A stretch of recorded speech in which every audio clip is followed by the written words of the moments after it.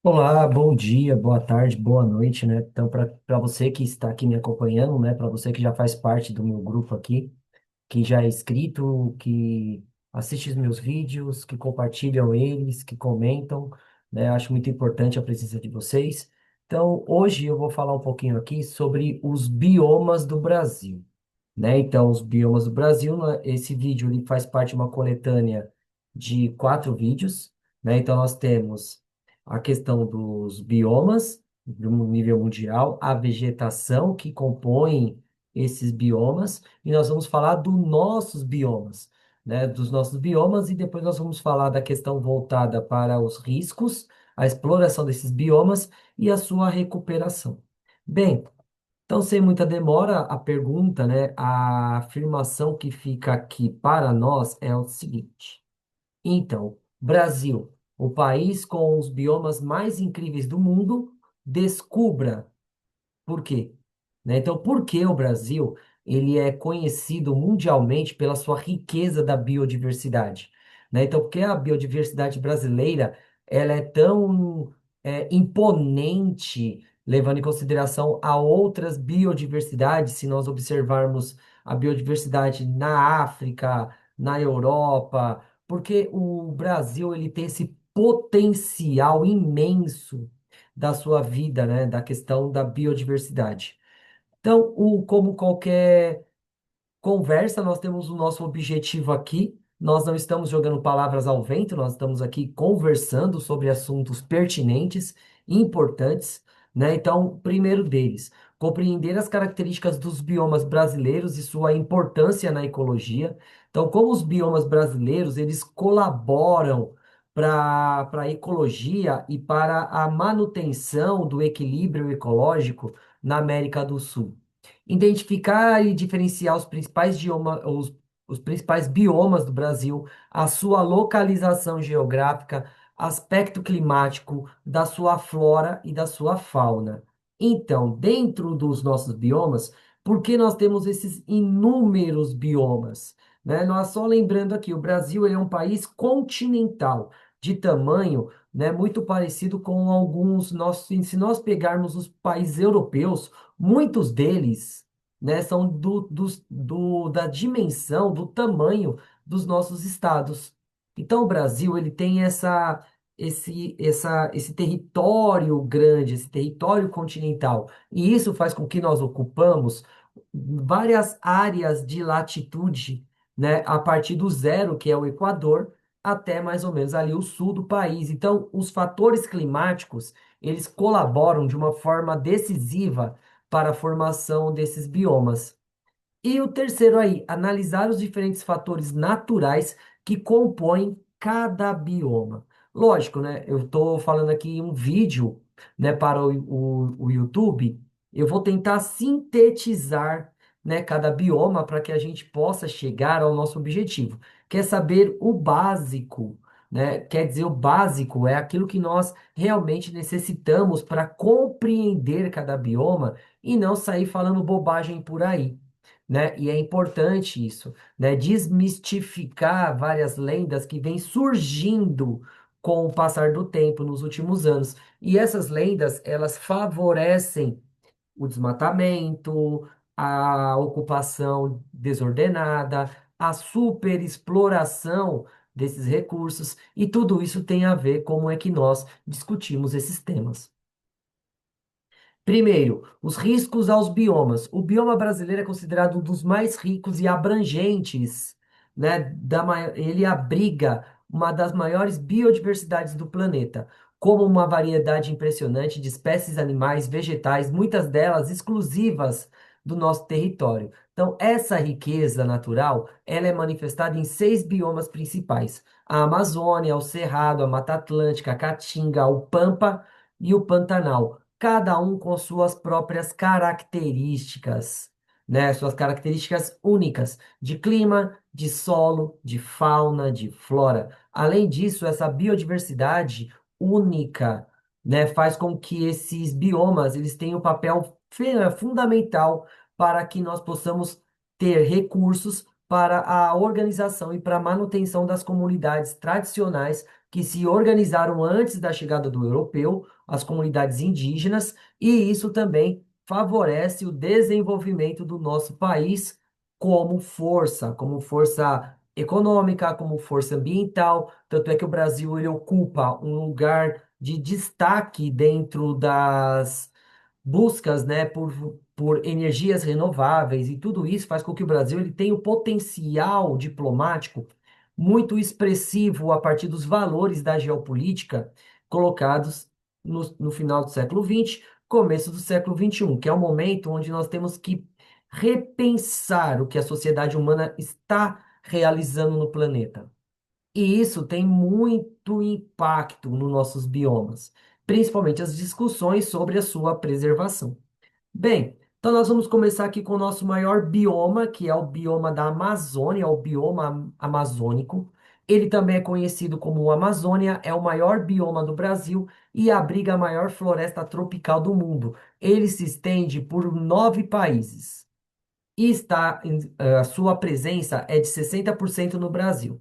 Então, esse território, ele é muito importante para a questão dos termos ecológicos, quanto climático, quanto cultural. Então, se nós observarmos um mapinha aí ao nosso lado, vocês vão perceber que a Amazônia, o bioma amazônico, ele está presente no norte da América do Sul.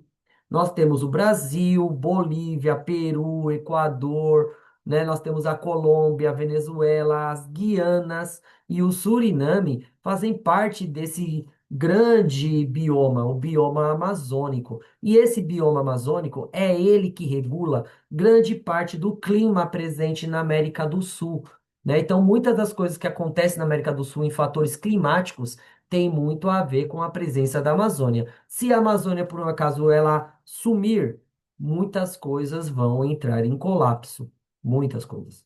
Bem, então a sua biodiversidade, a Amazônia é considerada um dos maiores ecossistemas e mais ricos e complexos do planeta, principalmente por conta da sua biodiversidade. Estima-se que existam 40 mil espécies de plantas, 400 de mamíferos e 1.300 de aves. Isso quer dizer que são essas espécies que fazem parte, né, do seu ecossistema, além dos milhares de espécies raras de insetos, entre outros. Também é um dos maiores reservatórios de água doce do mundo, graças à bacia do Rio Amazonas. Então, isso já dá para entender mais ou menos o porquê que a Amazônia ela é esse grande tesouro, né, da humanidade, principalmente a sua localização. A Amazônia está localizado ali no Equador, né? Então ela é cortada pelo Equador. Então isso favorece o clima, uma constância na radiação solar. Também por conta da formação da Cordilheira dos Andes, que favorece a questão do clima úmido, porque muita parte dessa umidade ela não é soprada para fora do continente, ela se mantém dentro do continente e muitas vezes ela se mantém sobre a própria Amazônia. E alguns fenômenos climáticos, eles puxam essa umidade para o sul. Então, nós temos que levar em consideração principalmente esses pontos voltados, né, para a questão de como o clima ele é essencial para nós entendermos esses biomas, né? O bioma amazônico, ele é um exemplo. Então, no caso aí da água, nós temos que entender que a Amazônia, ela também é conhecida como o fornecedor de água para a região sul do país e também da América Latina. Por quê? Nós estamos falando de uma organização climática que ele acontece que nós chamamos de rios voadores. Então, as plantas, como a região amazônica é uma região rica na biodiversidade vegetal, nós temos que entender que essa vegetação ela realiza um processo chamado respitranspiração, né? Então ela vai transpirar pelo processo da fotossíntese e isso vai formar o que nós chamamos de rios voadores.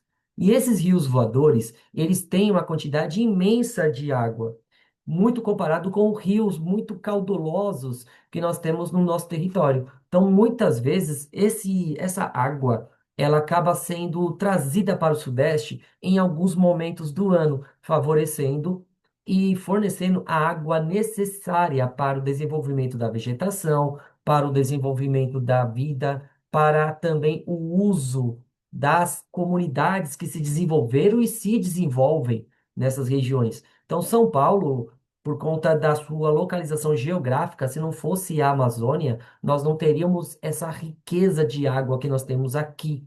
Lógico que nós, seres humanos, nós destruímos grande parte desses recursos hídricos.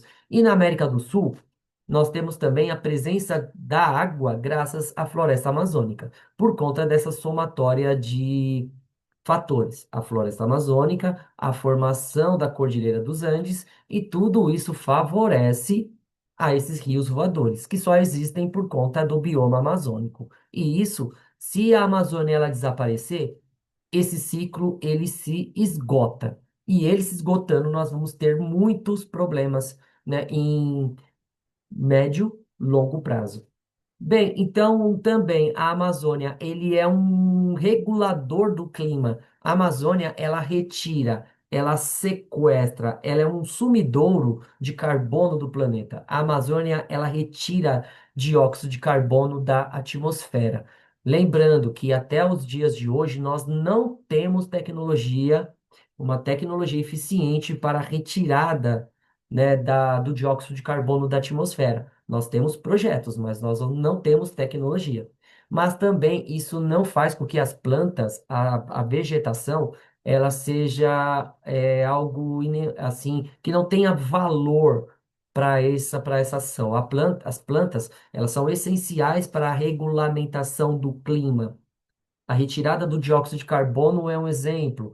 Manter a atmosfera úmida é um exemplo. E também a Amazônia também é um lar de centenas de comunidades tradicionais que se organizaram, que se formaram, que têm a sua cultura muito forte pelos recursos presentes na Amazônia. Se não for a Amazônia, essas comunidades não existiriam. E essas comunidades estão sofrendo com a expansão da exploração da Amazônia. E isso é gritante. Nós temos vários exemplos aí. O massacre, né, no caso, as epidemias levadas pelo homem branco, né, para a Amazônia. Por quê? Porque muitos nativos, muitos povos tradicionais, eles vivem isolados em seus territórios. E quando chega um homem branco carregando toda a quantidade de micro-organismos que nós carregamos no nosso corpo, essas comunidades tradicionais que não têm a proteção natural contra esses micro-organismos, ela vai sofrer. E isso é algo, né, que nós temos que ter a responsabilidade de ter culpa, né, de que o progresso ele não pode estar à frente da dignidade de comunidades que se formaram há milhares e milhares de anos ali na região. Nós não temos esse direito mesmo que muitos acreditam o contrário. Mas, né, vamos aqui tentar conscientizar o máximo de pessoas para que nós possamos falar sobre o assunto. Aí nós vamos falar um pouquinho aqui da Mata Atlântica. A Mata Atlântica é o segundo maior bioma do nosso território. Ele corresponde, né, ao bioma na sua formação original. Ele se estendia por 1.300.000 quilômetros quadrados ao longo da costa do Atlântico, desde o Rio Grande do Norte até o Rio Grande do Sul, passando por 17 estados da federação. Hoje, restam menos de 12% da sua cobertura original, o que torna esse ecossistema o mais devastado do Brasil. Bem, o porquê que a Mata Atlântica ela foi tão explorada? Primeiro, nós temos que entender o processo de povoamento do Brasil. O Brasil, até o século XX, era um país que tinha a maior parte da sua população, e ainda tem a maior parte da sua população, concentrada no litoral. No litoral e cidades próximas ao litoral. Então, por conta dessa ocupação e por conta da agricultura, entre outras atividades humanas, outras atividades econômicas, nós temos que pensar que a Mata Atlântica ela era um empecilho para o desenvolvimento dessas atividades. Então, a Mata Atlântica ela foi ceifada, ela foi retirada de uma forma predatória para que o desenvolvimento das cidades, a produção agrícola, ela fosse algo, né, essencial para o desenvolvimento do que nós estamos chamando hoje de Brasil. Então, tudo isso tem a ver com a questão da nossa presença aqui. Porque os povos nativos que viviam aqui, eles viviam com harmonia com a natureza. Quando o ser humano, no caso os europeus, chegaram aqui, essa harmonia ela foi quebrada. Porque os objetivos dos europeus eram outros. Não é igual aos objetivos dos povos nativos. E isso fica claro com a superexploração da Mata Atlântica, que hoje cobre apenas 12% da sua área original. Bem, então, apesar disso, a Mata Atlântica abriga uma grande biodiversidade, com milhares de espécies de aves, mamíferos, anfíbios, répteis, porque nós temos uma região muito propícia para o surgimento de rios. Então, a Mata Atlântica, ela também é uma reguladora do clima, produção da água, como nascente de abastecimento de grandes rios que alimentam o rio São Paulo, o São Paulo, Rio de Janeiro e a proteção do solo contra a erosão. Um exemplo bem latente. Existe um documentário na internet, no YouTube aqui mesmo, um documentário chamado Entre Rios. Esse documentário ele mostra o desenvolvimento da cidade de São Paulo, principalmente depois do século XIX, com a chegada de várias tecnologias impressionantes, como o automóvel, a máquina a vapor, e todas essas mudanças vão fazer com que nós vamos mutilar, né, os nossos ecossistemas, o nosso bioma, que é o bioma da Mata Atlântica. Um exemplo aqui muito importante, que é o Rio Tietê. O Rio Tietê, ele nasce na serra, ele nasce na Mata Atlântica, né? O Rio Tietê, ele nasce em uma área, né, uma área de mata. E isso faz com que nós pensamos o seguinte, nós estamos destruindo as nascentes desses rios, quando nós urbanizamos áreas de proteção. No caso, o Rio Tietê ainda tem a sua nascente. Qual o maior problema? É que os rios que alimentavam o rio Tietê, eles estão morrendo.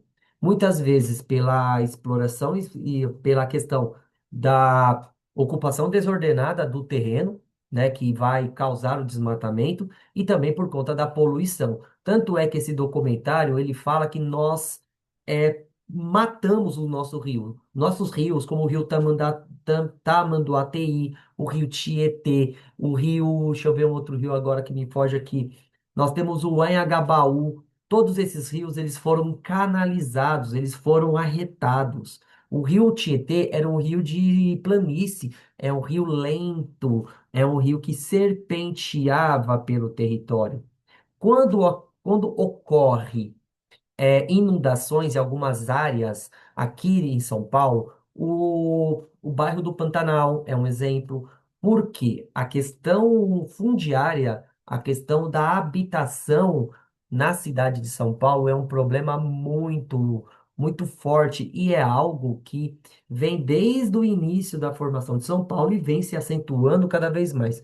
Como as pessoas que não têm condições de ter uma moradia em áreas que não são propícias a alagamento ou a desastres naturais, elas ocupam áreas assim. Isso faz com que, quando há períodos de chuvas, por conta das mudanças climáticas, o rio ele vai cobrar o preço. Ele vai inundar essas moradias. E tudo isso por conta da nossa forma de ver e principalmente de desmatar, de destruir e acabando com essa biodiversidade que ainda resiste. Ela existe e resiste. É só pensar o que nós vemos nos dias de hoje, né? Se tem alguns momentos aqui no vídeo que vocês vão escutar alguns gritos de maritacas. Por quê? Porque as maritacas ainda resistem, elas conseguiram se adaptar à cidade.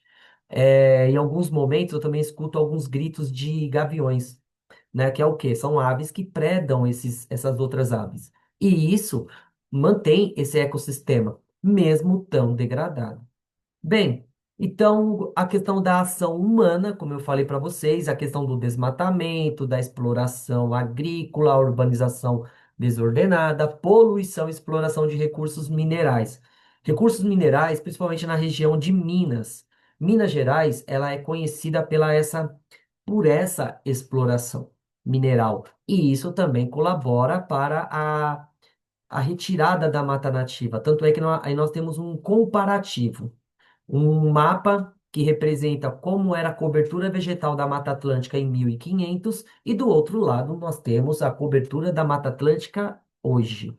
Não tem como comparar, né? Então, isso aí é uma vergonha se nós formos pensar. Lógico, as pessoas que viviam no século XIX, começo do século XX, elas não tinham a dimensão de que sua destruição ela causava. Mas hoje nós temos esse exemplo.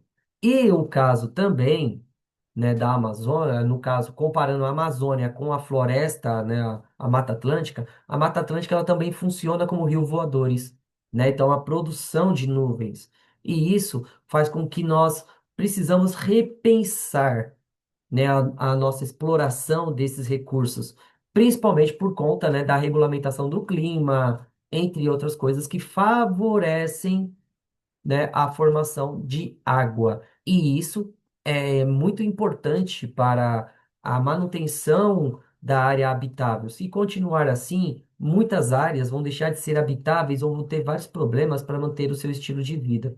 E isso é culpa, né, da falta de planejamento, da exploração extrema, e tudo isso tem a ver com o nosso modelo de vida. Nosso modelo de vida de consumo. Consumo desacerbado, sem planejamento. Consumir por consumir. Isso leva à destruição desses biomas. Além disso, nós temos políticas como o Viva, a SOS Mata Atlântica, projetos de reflorestamento, principalmente para mitigar, diminuir os impactos da perda da biodiversidade, a fragmentação de habitats. Então, nós temos bolsões da Mata Atlântica presente em algumas áreas. Não existe a interligação desses habitats. E isso, a fauna, ela sofre com esses problemas. A questão de sequestro de dióxido de carbono também é algo que nós devemos levar em consideração para a manutenção da Mata Atlântica. A qualidade de ar na cidade de São Paulo é um exemplo.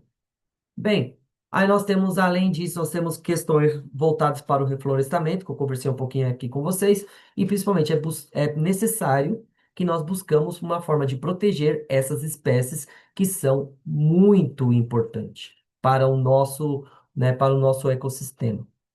Aí nós vamos falar do Cerrado. O Cerrado é o segundo maior bioma do Brasil, cobrindo 25% do nosso território. Ele está presente na região Sudeste, Centro-Oeste, parte da região Norte e Nordeste.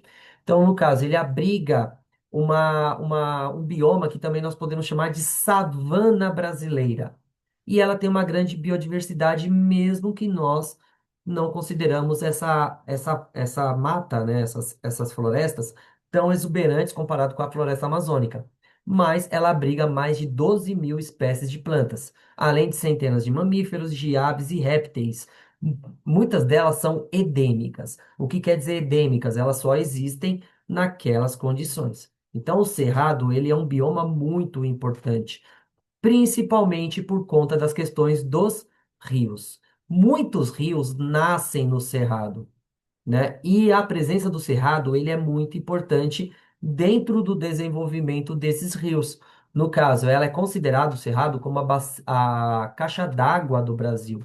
Então, nós temos aí a formação do Rio São Francisco, do Rio Paraná. Então, todos esses rios, eles nascem no cerrado e eles que regulam o clima do nosso território. Ele é considerado aquele bioma que ele é que vai recarregar os aquíferos. O aquífero Guarani ele é recarregado por conta desse, né, desse território, principalmente porque ele é um território que ele absorve muita água.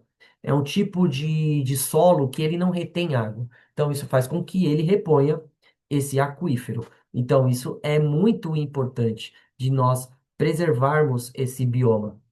E além disso, o cerrado ele também é um dos biomas mais ameaçados por conta da expansão da agricultura, né? Então, a agricultura e a pecuária intensiva, ela está expandindo, ela está se apropriando de territórios que eram nativos, né, do Cerrado. Tanto é que nós temos dois mapas aí também para comparar como é que o Cerrado era em 1500 e como é que o Cerrado ele se apresentava no ano de 2002.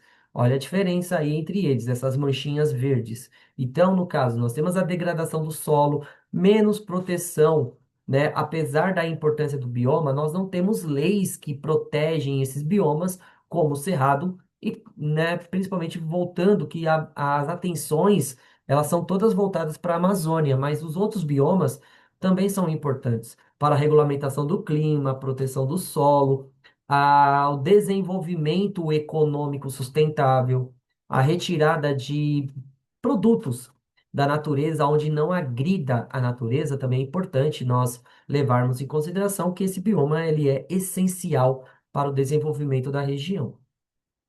Aí nós temos a caatinga. Então, a caatinga é um bioma exclusivo brasileiro, presente principalmente no Nordeste e parte do Sudoeste, né? Então, nós temos aqui também do Sudeste, né? Nós temos parte lá no norte de Minas, há uma parte da caatinga. É caracterizado como clima semiárido, com longos períodos de seca. A vegetação ela é espinhosa e o solo ele é pedregoso. Então, nesse caso, as plantas elas precisam se adaptar. A caatinga ela apresenta 900 espécies de plantas, 500 espécies de peixes, 590 tipos de aves e 150 espécies de mamíferos. A maior parte delas são espécies endêmicas, são espécies que só se desenvolvem na caatinga, por conta da sua forma de adaptação ao clima, à quantidade de água, à questão da temperatura. Então, tudo isso tem a ver com a adaptação, né, desses animais e desses seres vivos. O nome caatinga ele vem do tupi, que quer dizer mata branca.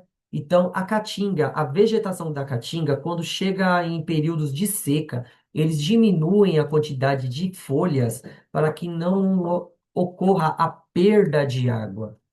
E esse bioma, ele é um bioma muito resiliente dentro da ecologia. E as espécies, elas desenvolvem estratégias, né? Elas vão desenvolver estratégias onde ela não vai, né? Ela vai desenvolver estratégias, né? Para não desperdiçar água. Então, nós temos raízes profundas, caules retorcidos que vão armazenar águas para período de seca. Normalmente esses troncos, eles têm uma casca mais grossa.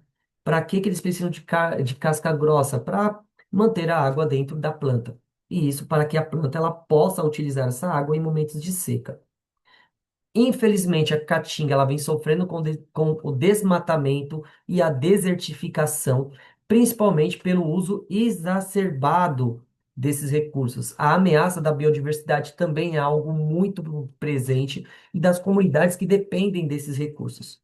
Apesar disso, o bioma tem um grande potencial de uso sustentável, especialmente pela questão da agroecologia, o extrativismo vegetal e da valorização dos seus seres tradicionais. Então, a caatinga, ela faz parte da cultura nacional, principalmente pela formação do seu povo, que ele conseguiu se adaptar e ele retira esses recursos da natureza, né? Então, as comunidades tradicionais, ela consegue analisar e usar esses recursos naturais para que o próprio bioma, ele se mantenha ali, ele se mantenha vivo, ele se mantenha bem.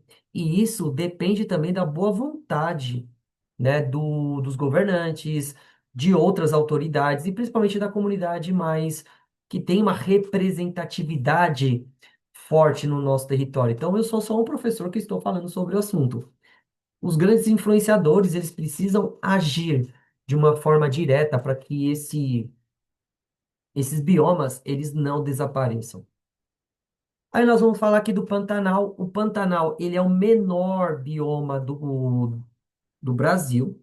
Ele é um tipo, né, de bioma único, porque ele está presente, é uma planície alagada. Ele está localizado no Mato Grosso, em Mato Grosso no Sul, no Brasil, mas ele também está presente na Bolívia e no Paraguai.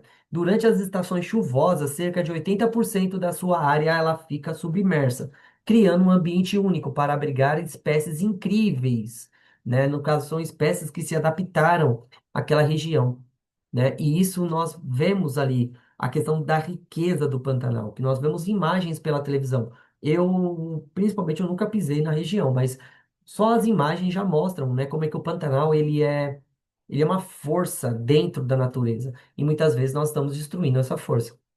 Bem, então, apesar de ser o menor bioma do Brasil, ele tem uma grande biodiversidade, com 650 espécies de aves catalogadas, 260 espécies de peixes, 120 espécies de mamíferos e 90 de répteis. É um dos maiores lugares, é um dos melhores lugares para observar onça-pintada, o tuiuiu, que é uma das aves mais, é um símbolo do Pantanal, por conta da sua adaptação, né, a formação dos seus ninhos em áreas no topo das árvores. E tudo isso faz com que o Pantanal ele seja uma região exuberante, né, principalmente com a presença de vários tipos de animais além desses, como a capivara, o jacaré e a ariranha, né, que são animais que se desenvolvem ali na região e vão ter os habitats, né, muito importantes para o seu desenvolvimento.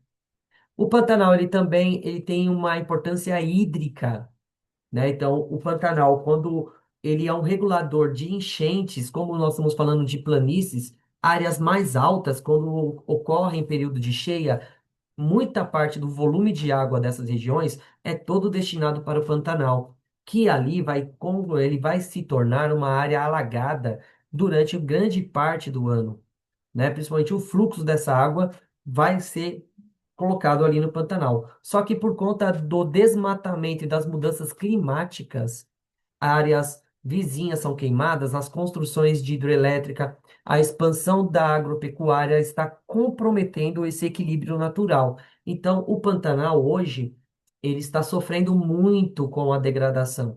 E o Pantanal, de uma certa forma ou de outra, ele é um ambiente muito importante também para a regulamentação da água, também forma uma grande quantidade de áreas para chuvas, né? Então, no caso, essa região ela mantém a umidade relativa do ar aceitável no interior do continente, né? Então, grande parte da qualidade do ar depende da presença de água ali no Pantanal. Se a água ela está diminuindo no Pantanal, todo esse equilíbrio ele é perdido, principalmente por conta da superexploração humana, questão de hidrelétricas, a questão da pecuária e da agricultura extensiva, o desmatamento dessa área nativa para a produção agrícola, principalmente da soja. Isso faz com que nós vamos colocar o Pantanal em risco. Aí nós temos os pampas. Então, o Pampa, ele é um bioma exclusivo do sul do Brasil, presente principalmente no Rio Grande do Sul e também se estende por parte da Argentina e do Uruguai. Ele é caracterizado por uma planície coberta por um campo nativo. Os Pampas possuem uma paisagem dominante de gramíneas, arbustos e poucas árvores, formando um ecossistema ideal para a criação de gado e da agricultura. Então, os Pampas é uma área de planície, né? Então, ela é coberta por uma vegetação considerada simples, né? Então, é um tipo de vegetação que ela tem um desenvolvimento próprio, mas ela se adaptou àquelas condições. Quando nós falamos em mata simples, nós não devemos agir de uma forma onde nós julgamos esse tipo de vegetação menos evoluída do que outras. Mesmo assim, é uma biodiversidade muito rica, com 3.000 espécies de plantas, além de aves, mamíferos, répteis que se adaptaram àquela região campestre. Porque se nós analisarmos o que prega a evolução das espécies criadas pelo Charles Darwin, o Darwin ele vai dizer o seguinte, né? Existe uma adaptação. Isso quer dizer que uma grama, ela é menos evoluída que uma orquídea? Não, mas isso é porque ela se adaptou àquele território. A evolução, ela pode ser algo muito forte nas duas, só que cada uma se desenvolveu a partir dos recursos que estavam presentes no seu território. Mas isso não tem uma hierarquia dentro do processo de evolução. Cada uma evoluiu com aquilo que estava ao seu redor.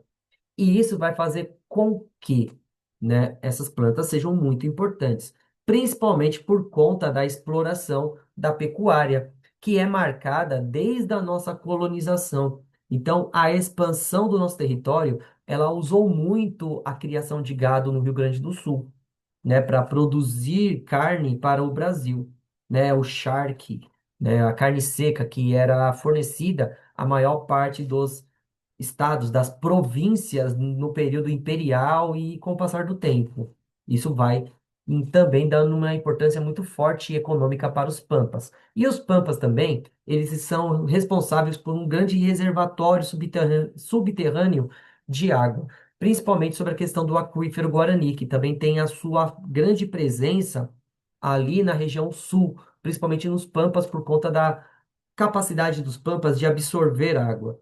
Isso faz com que os pampas sejam essenciais para um regime de água no aquífero Guarani, que muitas vezes nós menosprezamos a sua importância, mas é uma das reservas de água muito impactante no nosso território.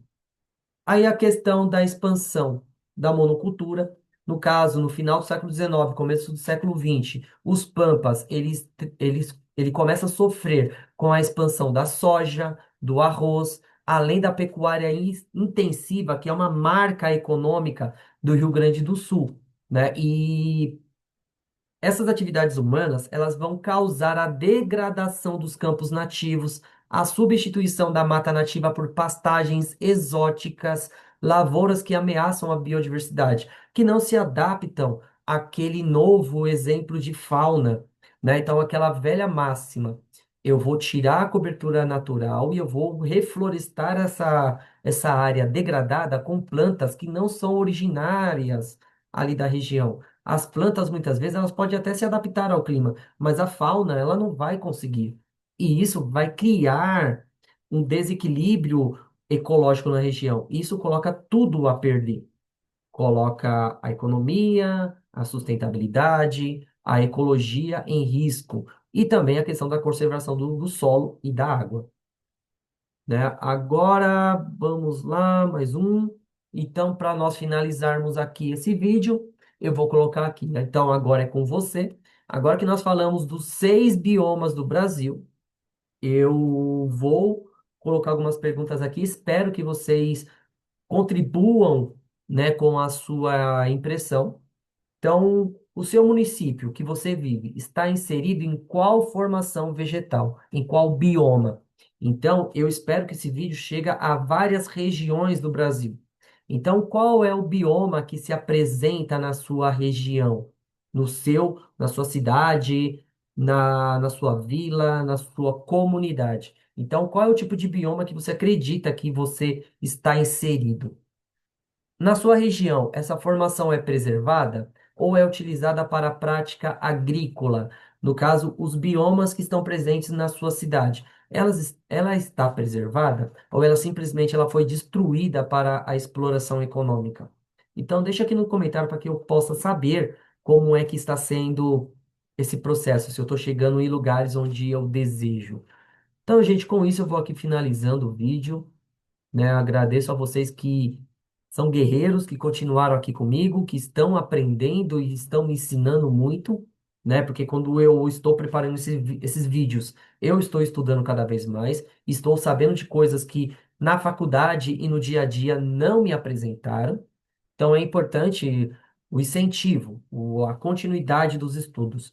E assim eu vou pedindo aqui para vocês, se você chegou até aqui, gostou do meu vídeo, se inscreva no meu canal. Se você chegou até aqui e achou esse vídeo interessante, ele contribuiu muito para você, aí as maritacas, né? Você curta o vídeo, comentem, compartilhem, deixe aqui as respostas das perguntas que eu coloquei no vídeo, que é importante para que eu saiba como é que aonde que esse vídeo está chegando, se ele está cumprindo o seu papel. Muito obrigado, gente. Até a próxima.